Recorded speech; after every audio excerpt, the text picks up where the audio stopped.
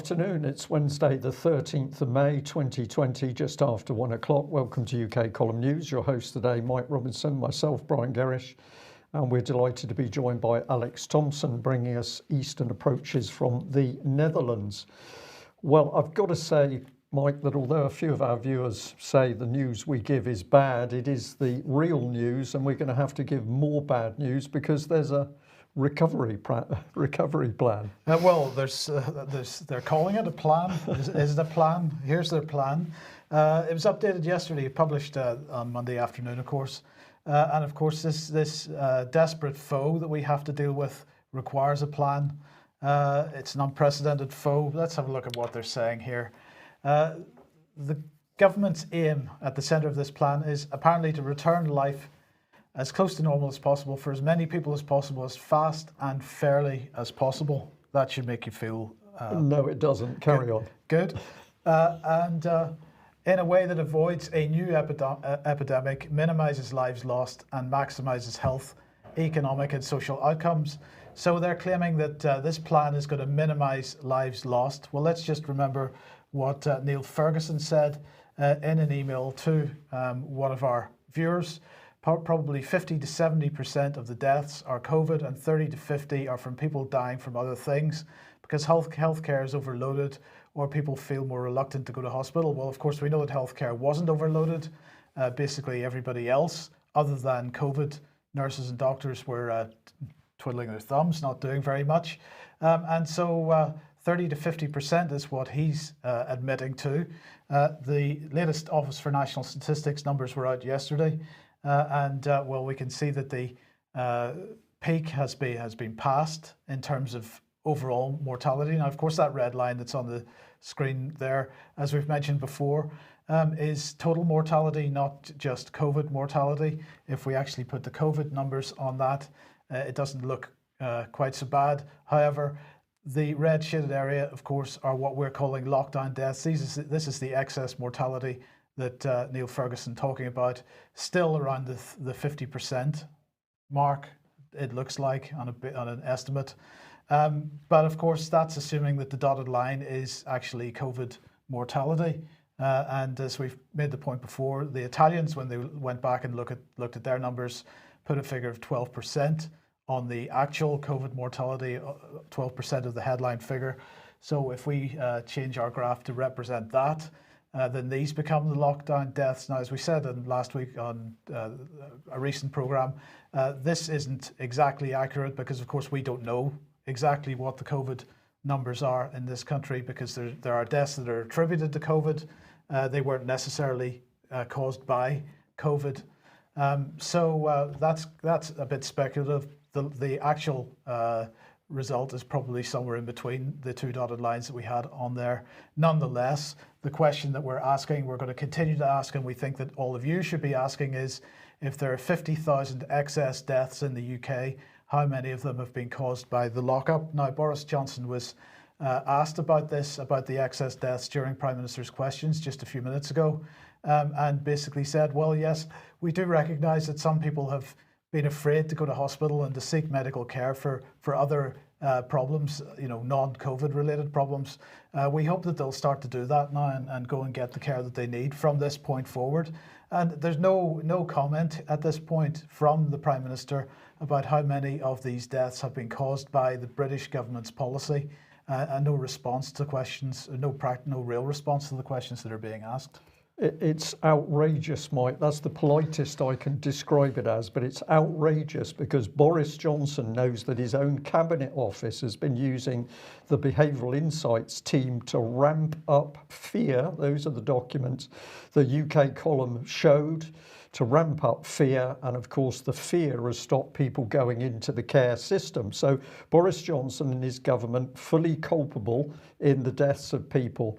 And Sky News here reporting this extraordinary fact here that care homes have almost been compelled to take people who have COVID-19.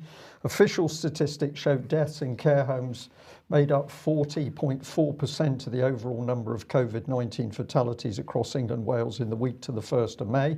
And when they say almost compelled, what are they talking about? They're talking about local authorities effectively blackmailing care homes with threats of withdrawing financial support if they don't take the COVID people.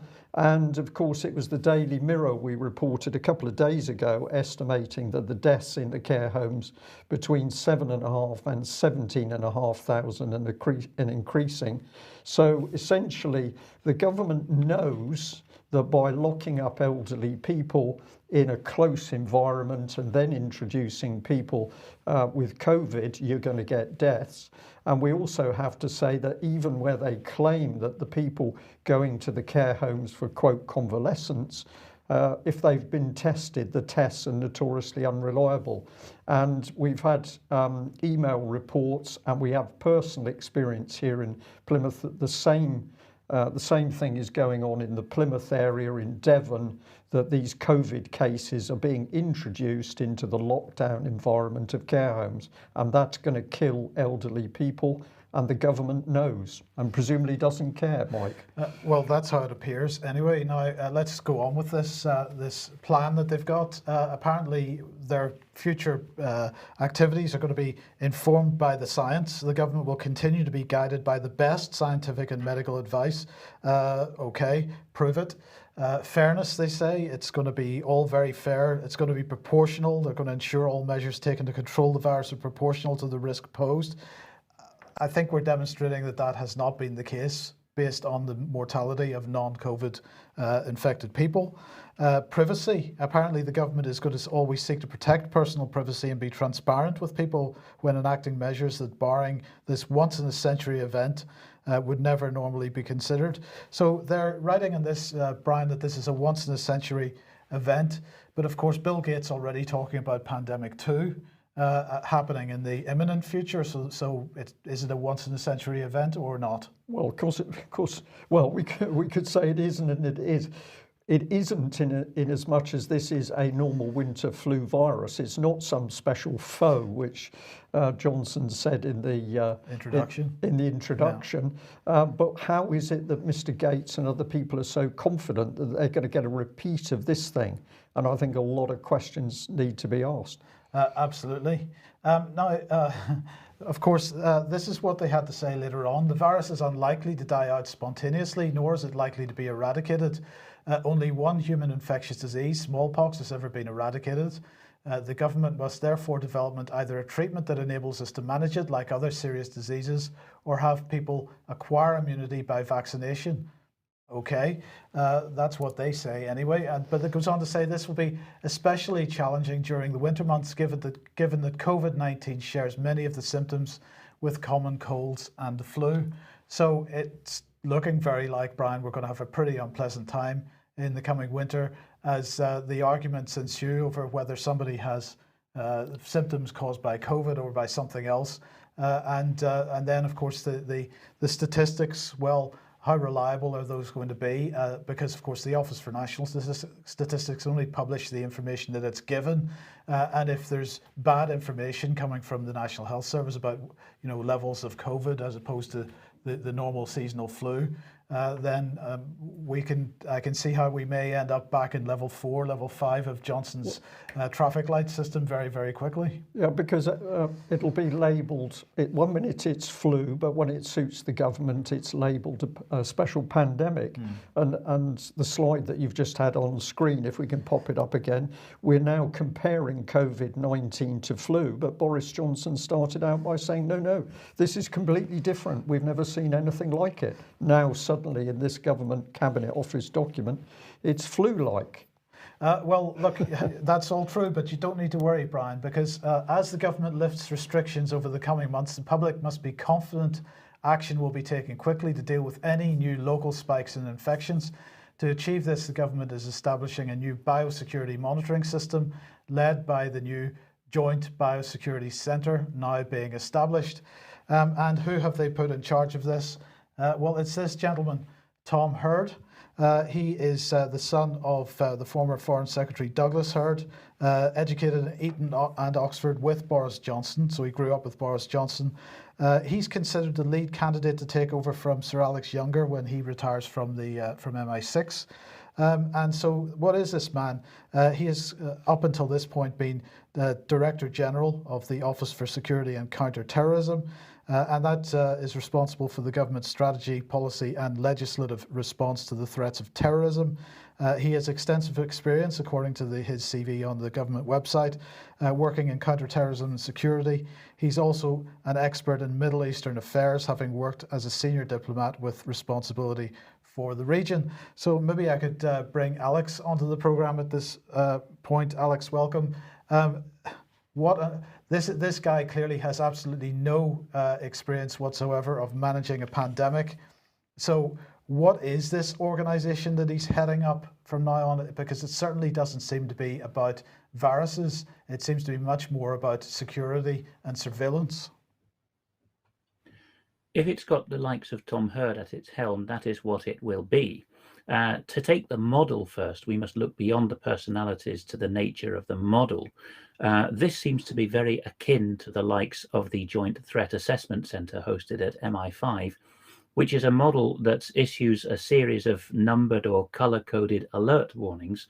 And it is, of course, in the inherent interest of the organization, once established, to make sure that what level 1 or low level is never again reached, because that would thereby undermine the raison d'etre of the organization. So they have a business interest in keeping their product, the threat and the insecurity, going.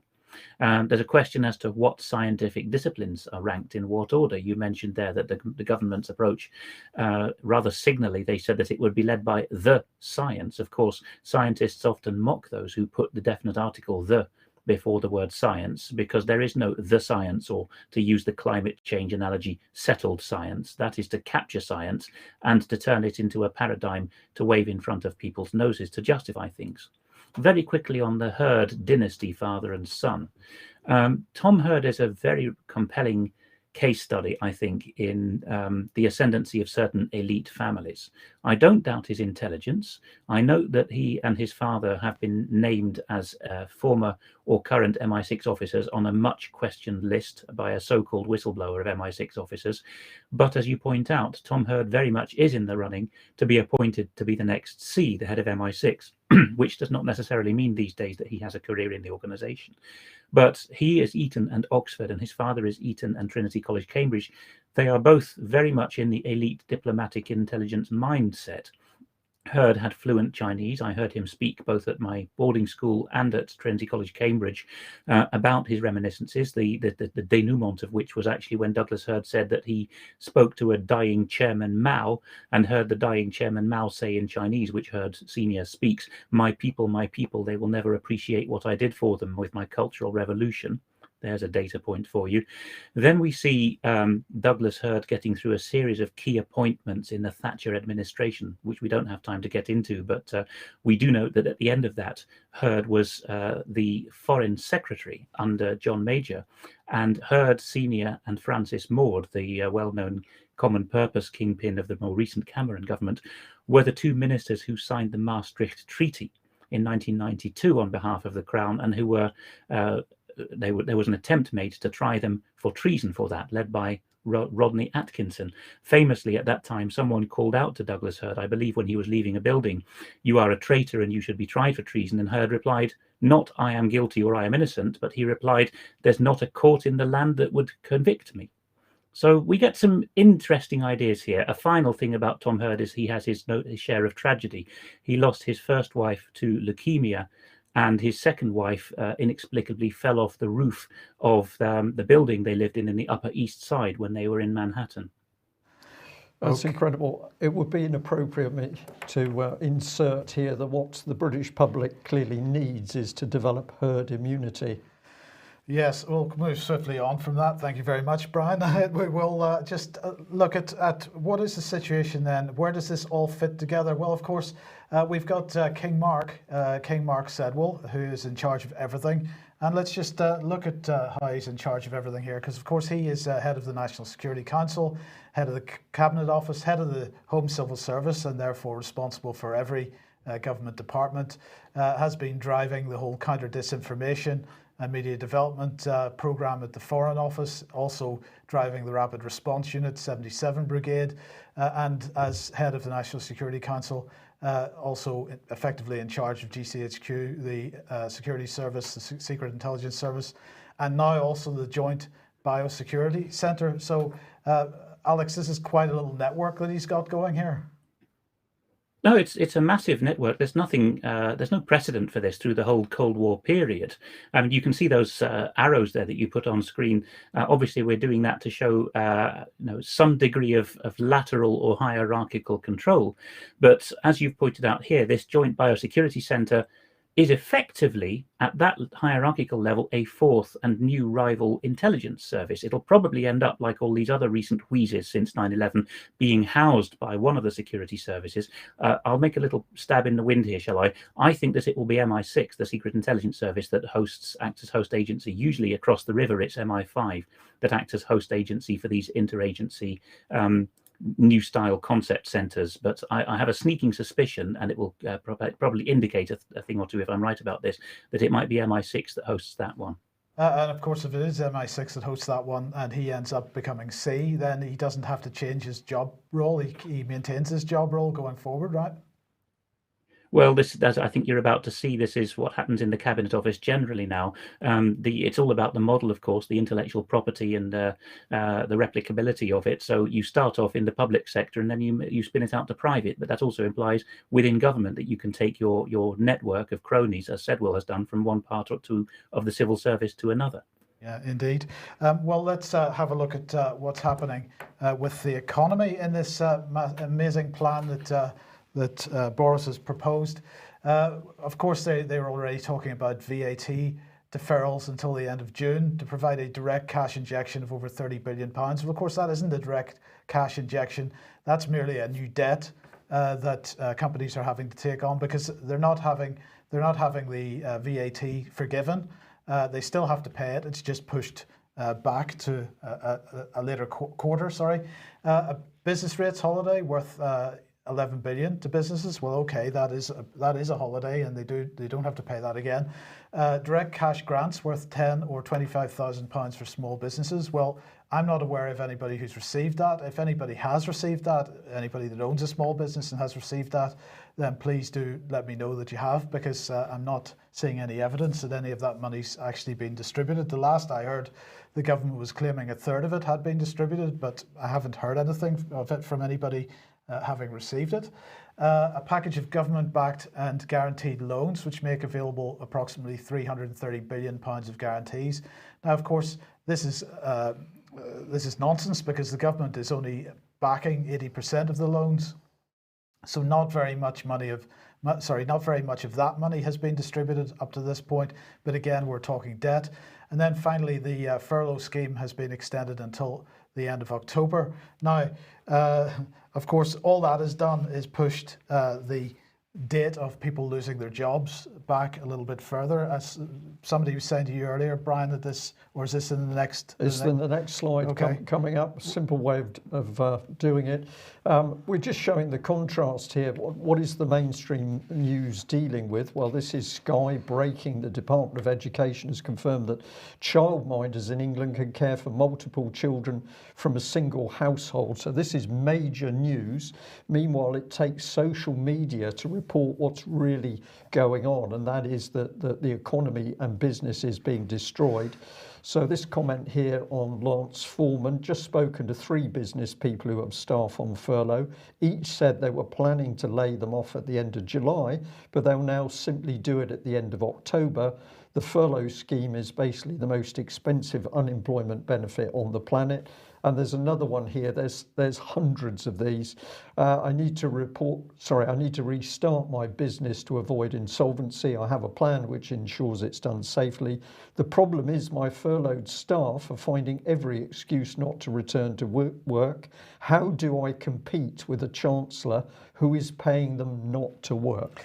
Well, that's true. I think there's maybe a little bit of unfairness in that, because of course, just as people are not going to hospital to get medical treatment, many people have been pushed into a state of absolute terror, and they don't want to go back to work because they don't believe they're going to be safe at work. So that's part of it as well. I'm sure there's some people that are taking advantage of this purely because they can't be bothered to go back to work. But nonetheless, there's a lot. The mainstream media have a lot to answer for pushing people into this state of panic. That without they're a in. doubt. But look, they're talking about £300 billion is what this is all going to cost the government. At the end of the day, they're still talking about today a huge recession. And in fact, at the end of the first quarter, the GDP had fallen by 2%.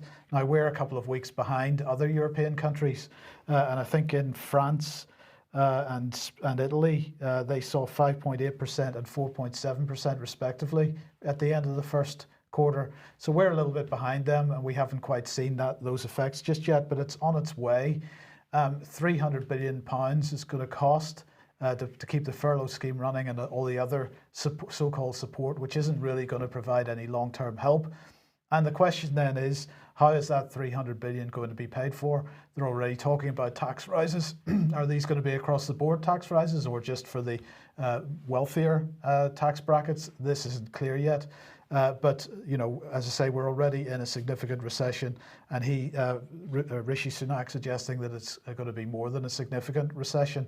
But in the meantime, Brian, I think it was the 4th of May, you were talking about the rethinking and repurposing of government, the fact that government is taking advantage of this current situation to restructure, repurpose, and so on, and they address this in their plan. So we were spot on with that report. Absolutely spot on with that report. As the government navigates towards recovery, it must ensure it learns the right lessons from this crisis and acts now to ensure that governmental structures are fit to cope with a future epidemic. But I thought this was a 1 in 100 years situation. No, we're going to completely restructure everything. This will require a rapid re-engineering of the government structures and institutions to deal with this historic emergency, and also build new long-term foundations for the UK and help the rest of the world. Alex, let me bring you back at this point. What are your thoughts on that little statement? Foundations there has got to be code for constitution, hasn't it? The foundations of the UK. I know that people are semi-literate at the heart of government these days, as they are in the rest of society, thanks to previous government policies. But the idea of new foundations should get people's blood curdling, and then to tack onto it to help the rest of the world, that looks to me like a policy of international aid continuing, with Britain having its soft power hub. Absolutely. Attack on the constitution, a restructuring, a repurposing, and what we're really seeing in that security overview is this is akin to a military dictatorship, which is just slowly creeping in. But what are the public being told? Well, we couldn't get anything better than our local MP here, Johnny Mercer. Here comes Johnny, as we like to say. He's been pushing out government policy. He says that it's not Westminster Voice in Plymouth, but Plymouth's voice in Westminster. But of course, what does he constantly push out? The government line. And this was the latest. So here we are, coronavirus outbreak, frequently asked questions, what you can and can't do. And when you click the little button down here, where you go straight into the sort of guidance that Mike has already been taking you through. But I was particularly interested in the subject of social distancing. Now, what you have on screen has actually been withdrawn, so we can't really go through this, but you get some idea of what was originally said: avoid contact with somebody, originally displaying the symptoms, avoid non-essential public transport, work from home. So it was fairly broad brush, fairly sensible, but all that has gone, and we're now into the more detailed stuff. So let's have a look at what this is about. Well, you can now spend time outdoors. You can sit and enjoy fresh air. Well, I don't know why you want to do that, because apparently it doesn't do you any good. Exercise outdoors as often as you like, following social distancing. Now, the key thing saying through all this is social distancing, but it's getting more draconian. So can I meet my friends and family in the park? You can meet one other person from outside your household if you're outdoors. Public gatherings of more than 2 people from different households are prohibited in law. This is the coercion that the Behavioural Insights team were talking about. This is the government now using direct threats. And on what date can I expand my household group? Now we're going to have a new concept of bubbles, which we'll talk about in a bit more detail. But your household is a bubble. If it interfaces with another household, that's a multiplication of bubbles, and that will bring in certain additional rules. So what does the mainstream media say? Well, Channel 4 here has got a big headline on fact checking. This is from a couple of days ago, the evidence for social distancing. But what was not remarkable in this article was there was no evidence. So we've been on the trail for this, and we've been watching the Centre for Global Infectious Disease. This is from Imperial. They concluded that suppression will minimally require a combination of social distancing of the entire population, home isolation of cases, and household quarantine. Now, this is the statement being made in the early days, but this is our question. Where is the evidence for social distancing and the 2-metre rule? And when we start to get into it, we have to go back into the Imperial College initial reports, report 9 here, impact of non-pharmaceutical interventions to reduce COVID mortality.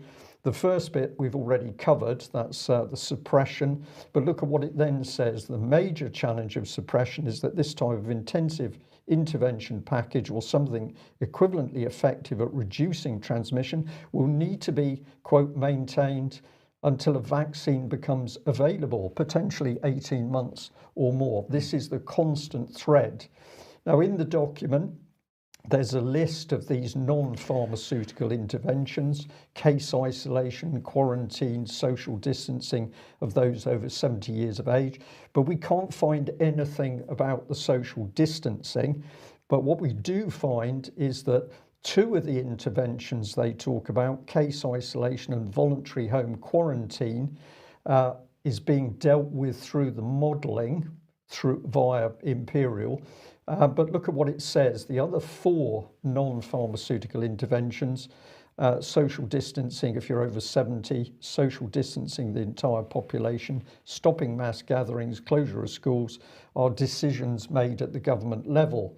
So we want to know who devised the 2-metre social distancing rule and what medical and scientific evidence did they use to calculate it.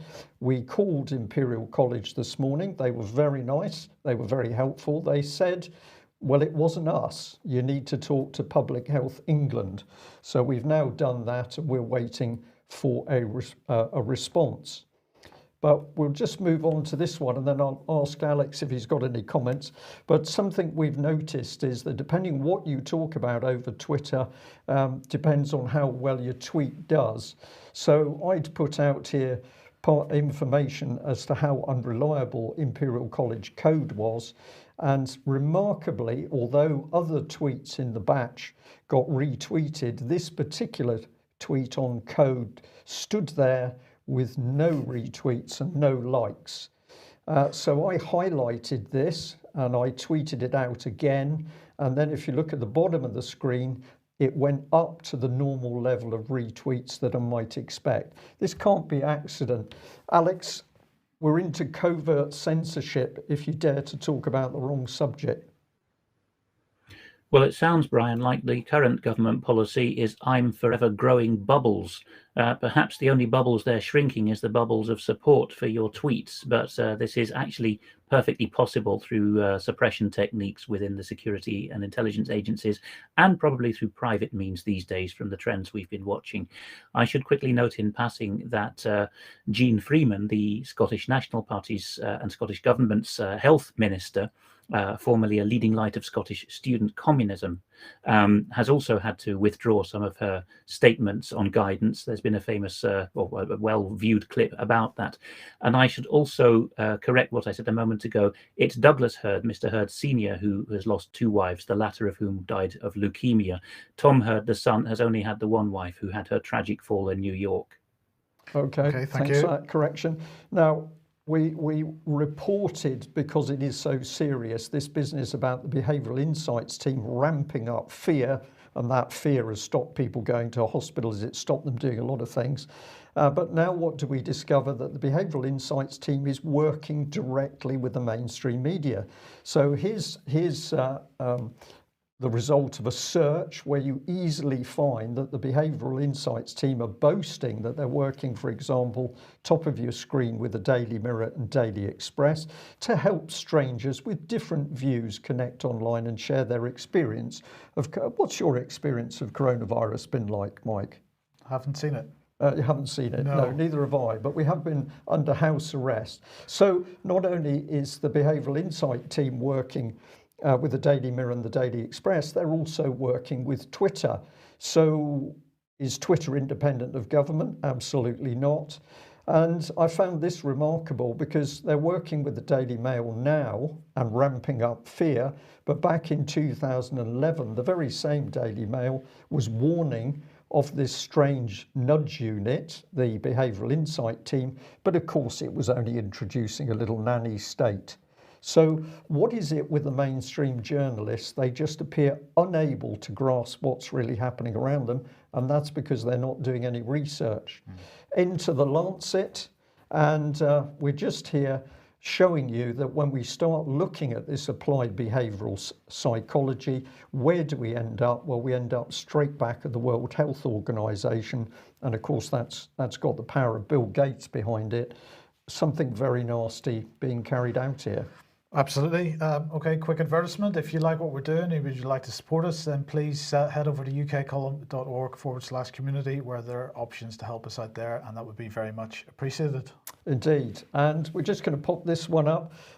Email from Australia. We know that over the last few UK column reports, we've had a truly amazing response, but somebody here saying, writing from Australia, since the COVID-19 situation occurred, I've been watching the BBC each night to try and catch up on what's happening over there.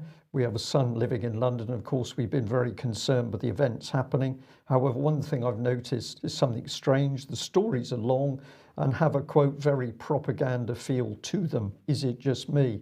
Well, we're going to say, Gary, it's absolutely not just you. You are watching pure propaganda, especially from the BBC.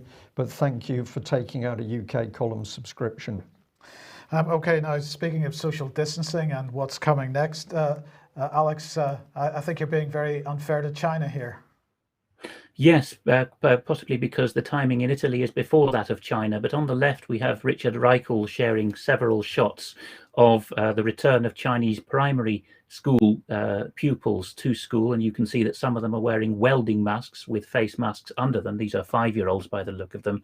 And on the right, you can see, of that left-hand image, the right pane of that, you can see other solutions involve perspex or plexiglass edges to the desks, making it impossible to communicate or stretch with other desks, and even 3-sided yellow plastic cubicles. Now that's China, and Mr. Reichel's entitled that Welcome to the New World Order.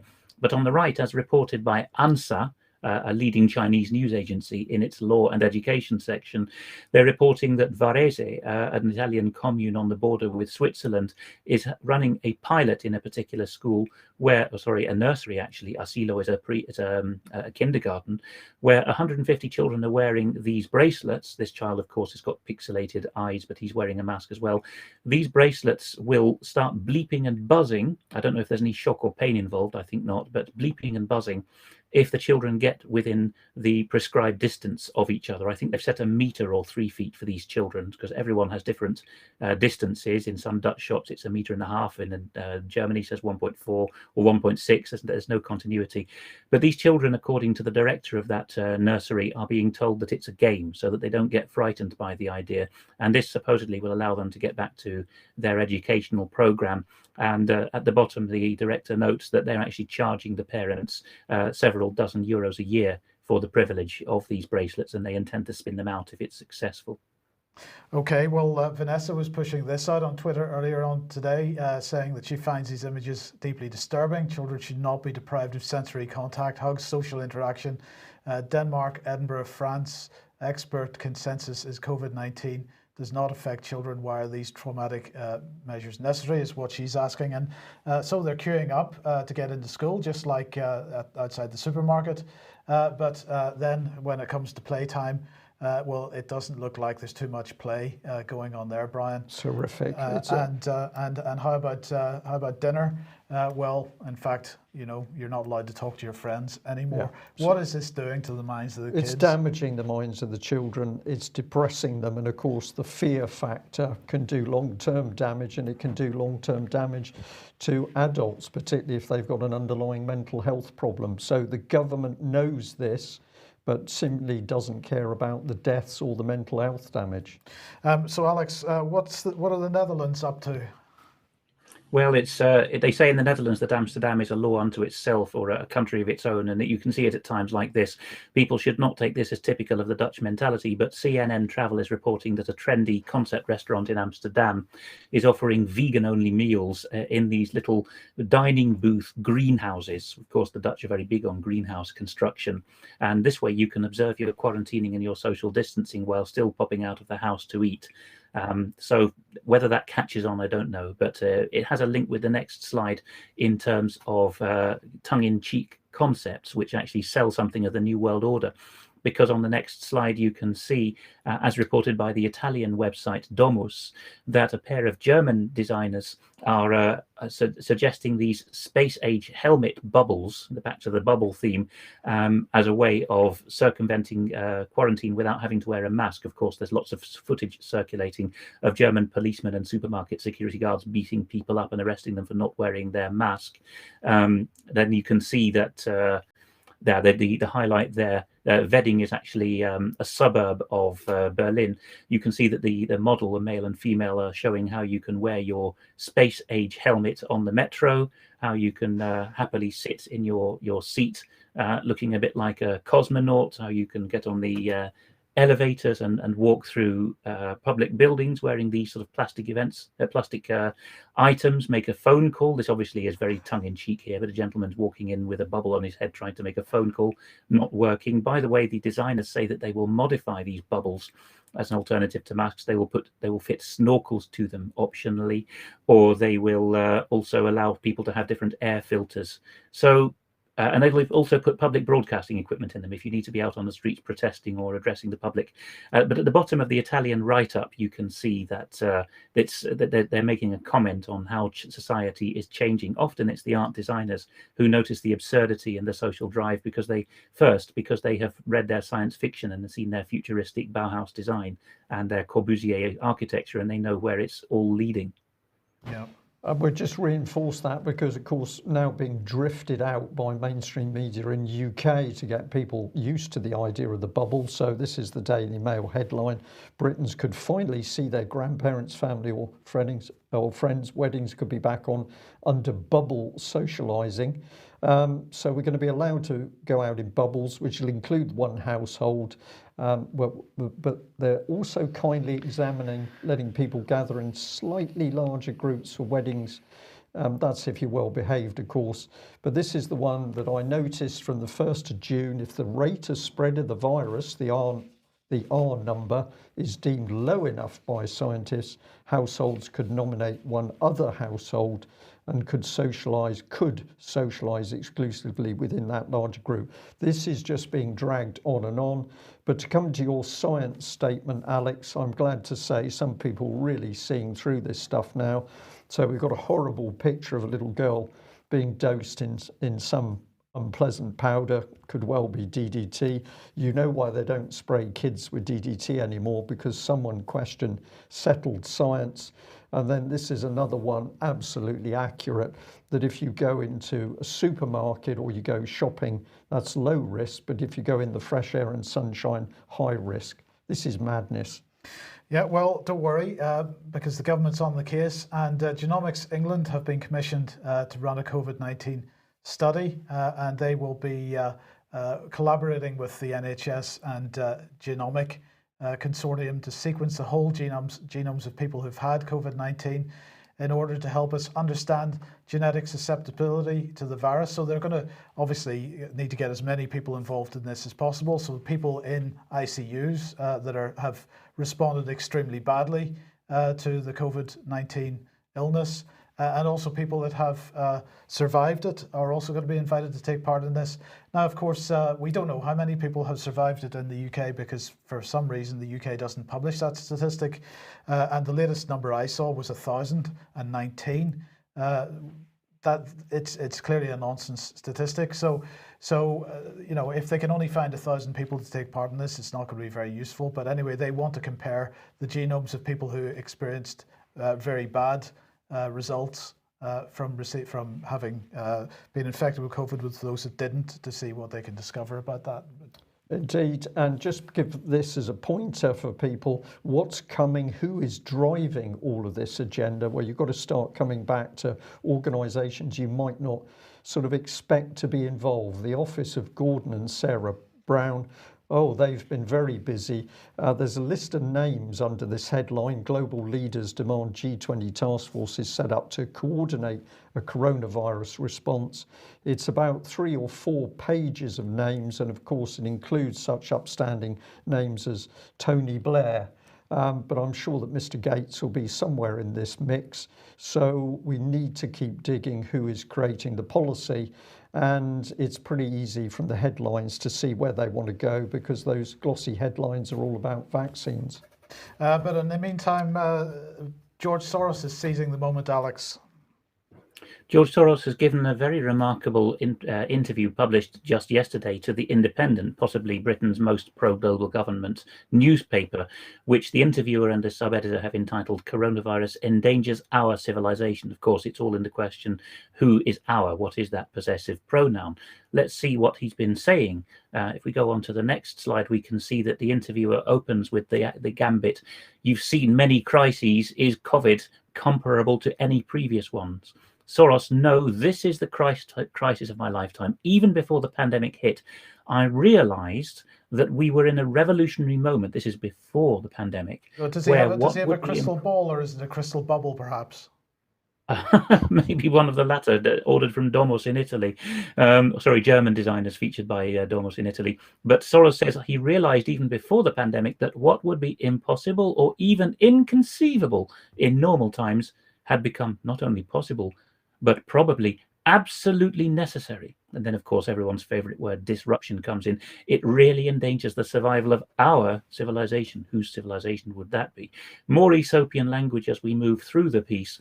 We see a further question: what role does the European Union, your home, in other words, he doesn't have a country as his home, he lives in the European Union, what role does the EU that you care about so much, O divine George, play in this power struggle? And he replies, I'm particularly concerned about the survival of the EU because it is an incomplete union. So he's appropriating the language of the US the US Constitution of 1787 in order to form a more perfect union, to move from confederation to federation. Soros says that as of 2019, the EU was in the process of being created. Well, that took a lot of time, didn't it? 60 years or at least 20 if you count from the most recent treaties that really federalized the EU. But he says it was still in the process of being created. But the process was never completed, and that makes Europe, by which he means the EU, exceptionally vulnerable. More vulnerable than the US, says Soros, because it's an incomplete union, but also because it's based on the rule of law, i.e. the US is not, in Soros's view. So he's not talking about constitutions. He's talking about the rules-based international order, particularly as adjudicated by judges, I think. This is what Mr. Soros is getting at here.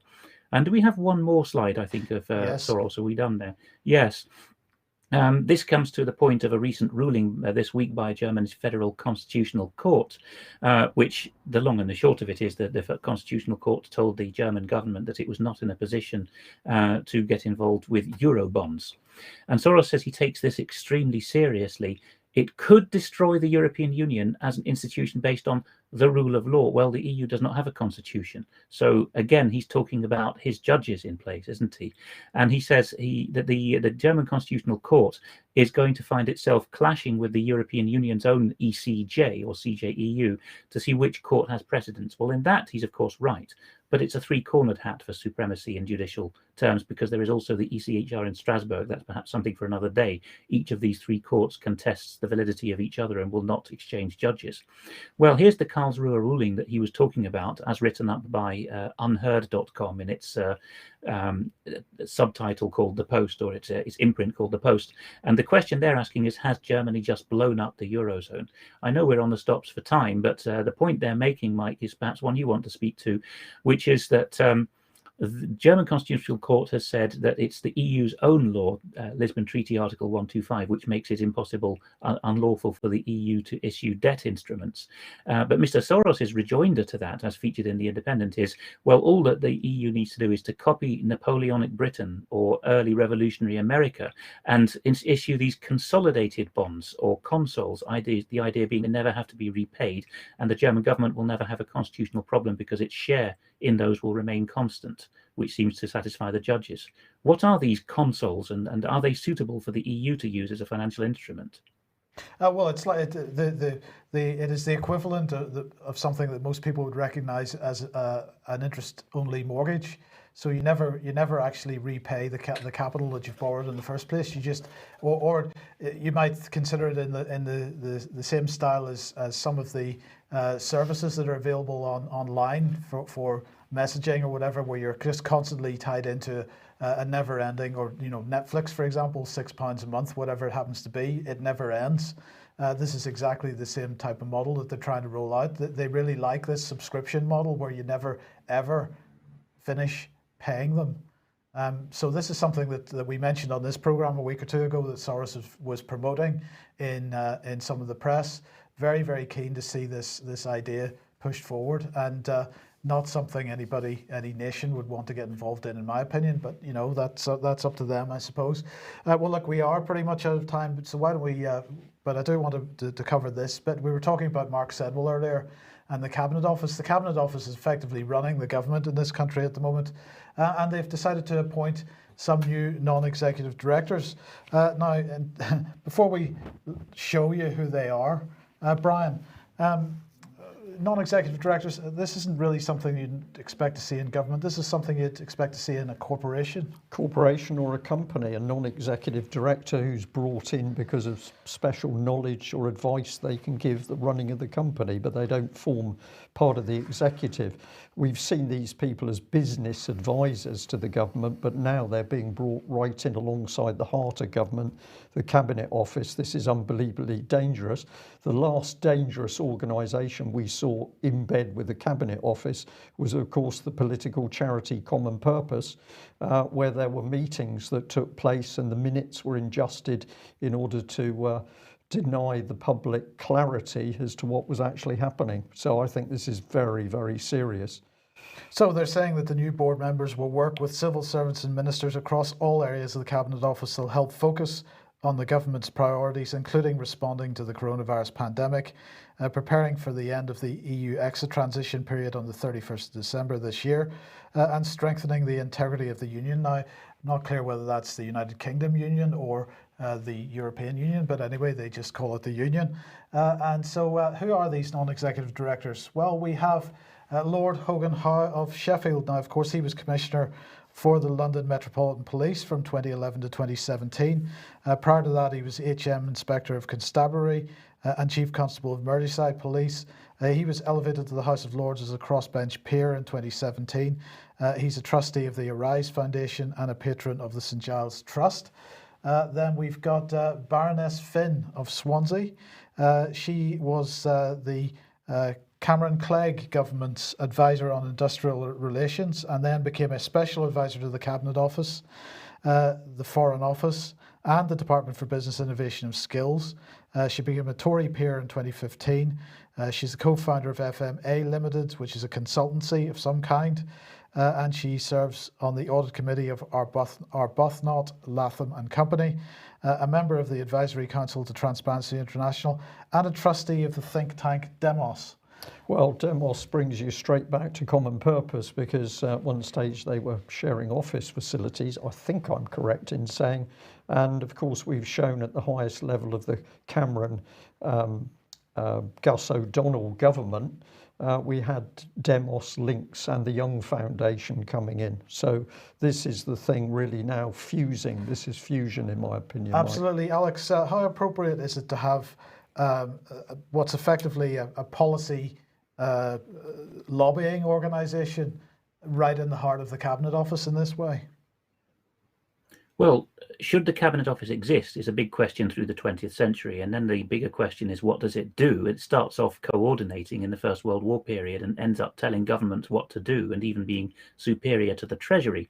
But if you have a ministry, including the Cabinet Office as a central ministry, you have ministerial responsibility. You need to know whom to fire. And so the Cabinet Office minister is supposed to carry the can for all decisions. But if you've got people with much more financial interest and clout than a Crown Minister in sitting in with that, that does not work at all. I mean, the idea of an NED, the traditional British model for an NED, is that a large corporation, in fact, NatWest did this with Douglas Hurd after he was elevated to the peerage and resigned from being Foreign Secretary and an MP.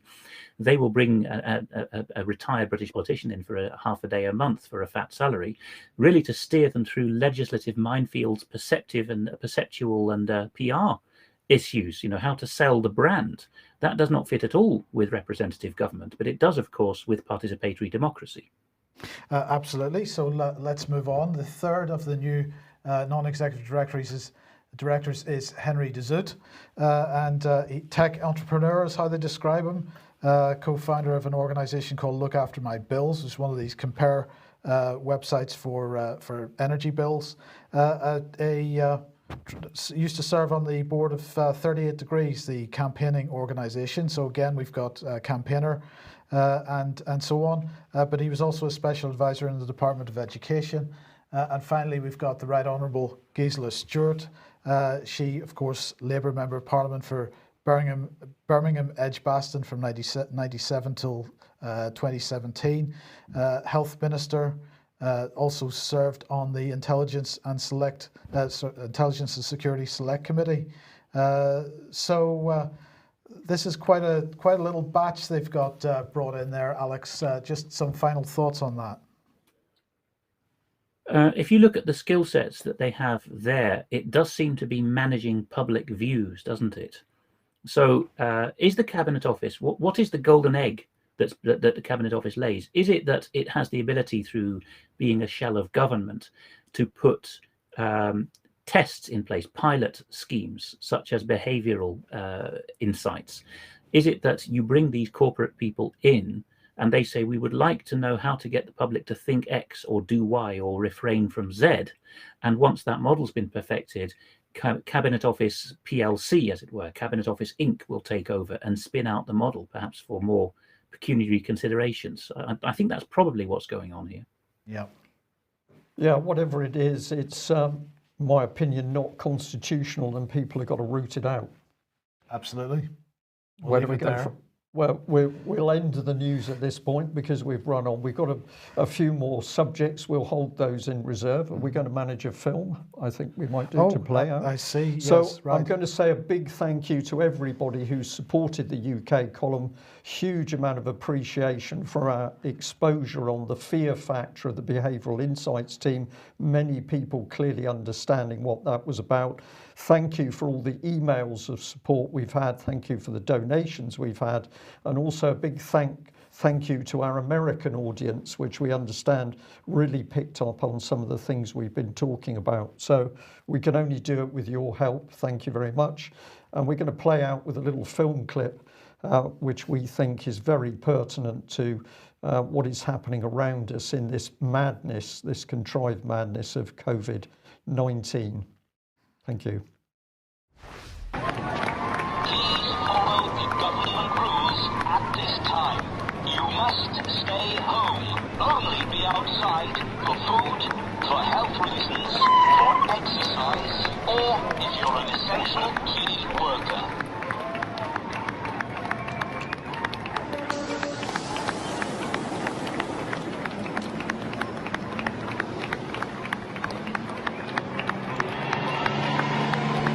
Please follow the government rules at this time. You must stay home. Only be outside for food, for health reasons, for exercise, or if you're an essential key worker.